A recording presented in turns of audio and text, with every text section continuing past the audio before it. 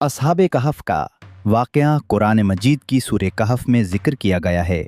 ये एक ईमान अफरोज़ और हैरान कुन वाक़या है जिसे अल्लाह ताला ने अपने बंदों के लिए निशानी बनाया ताकि लोग समझें कि अल्लाह ताला हर चीज़ पर कादिर है, चाहे वो मौत के बाद दोबारा ज़िंदा करना ही क्यों ना हो। ये वाक़या 2300 साल पहले का है, जब एक जाबिर बादशाह हुकूमत करता था। वो बुत परस्त था और अपनी रियाया से भी यही मुतालबा करता था कि वो बुतों की पूजा करें, और अगर कोई अल्लाह वहदाही ला शरीक पर ईमान लाता तो उसे सख्त सज़ा दी जाती थी, यहाँ तक कि कत्ल भी कर दिया जाता था। ऐसे दूर में चंद नेक, बहादुर और नौजवान लड़के थे जिनके दिलों में अल्लाह ताला ने ईमान डाल दिया। वो बादशाह के जुल्म जबर से तंग आकर अल्लाह की इबादत करने लगे। इन नौजवानों ने अल्लाह पर ईमान लाया और ऐलान किया, हमारा रब वही है जो आसमानों और ज़मीन का रब है, हम उसके सिवा किसी और को माबूद नहीं बनाते। अगर हम ऐसा करें तो हमने बहुत बड़ी गलती की। बादशाह को जब इनके ईमान लाने का पता चला तो उसने उन नौजवानों को अपने दरबार में बुलाया और इन्हें कहा कि अगर तुमने हमारे माबूदों की इबादत ना की तो तुम्हें कत्ल कर दिया जाएगा। उन नौजवानों ने जवाब दिया कि हम किसी सूरत अल्लाह की इबादत छोड़कर बुतों की पूजा नहीं करेंगे।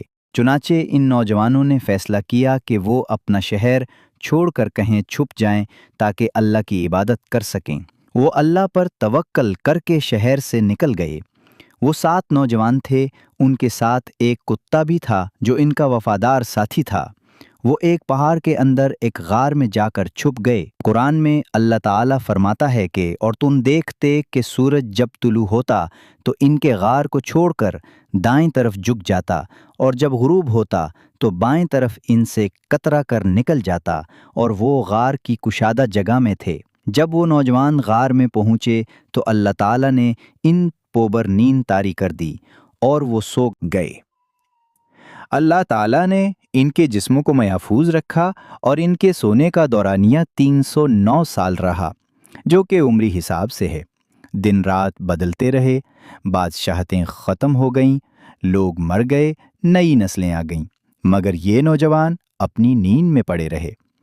इनके कुत्ते को भी अल्लाह ने उसी हालत में रखा। वो गार के दिहाने पर बैठा हुआ था।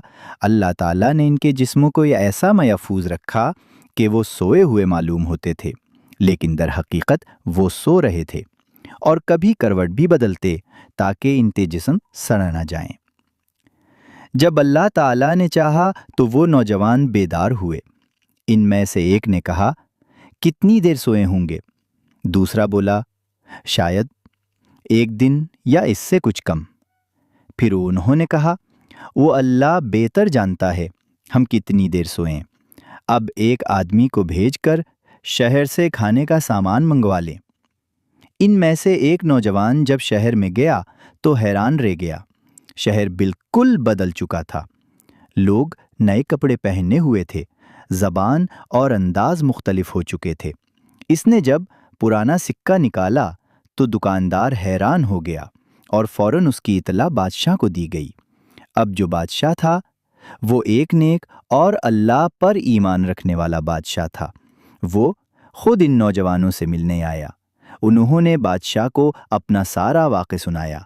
लोग ये सुनकर हैरत ज़दा रह गए। ये अल्लाह ताला की कुदरत की निशानी थी। इस वाक़े के बादशाह और नौजवान दोबारा अल्लाह ताला के हुक्म से वफ़ात पा गए, और लोगों ने इनकी यादगार के तौर पर वहाँ एक मस्जिद तामीर की।